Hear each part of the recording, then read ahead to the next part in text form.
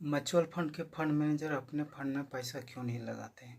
इसलिए नहीं लगाते हैं क्योंकि देखिए, म्यूचुअल फंड का रिटर्न वेरी करता है 10 से लेके 18% तक, जैसे कि वेरी करेगा। इंडिया का ग्रोथ रेट 7%, उसमें इन्फ्लेशन जोड़ दीजिएगा 5%, तो ये हो जाता है 12%।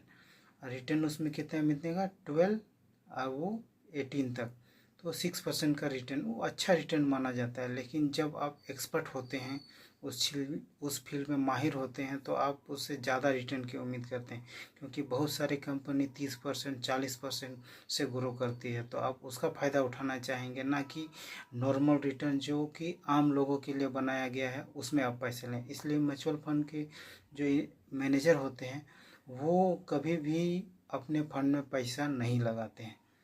इसका कारण तो ये है। दूसरा कारण है कि ये म्यूचुअल फंड आम आदमी के लिए डिज़ाइन किया है, जिसको कि इन्फ्लेशन से थोड़ा सा ज़्यादा, इंडिया का ग्रोथ रेट और इन्फ्लेशन से थोड़ा सा ज़्यादा रिटर्न मिले। जबकि जो फंड मैनेजर होते हैं उसका एम्बिशन बड़ा होता है, वो चाहते हैं कि उसको ज़्यादा से ज़्यादा रिटर्न मिले।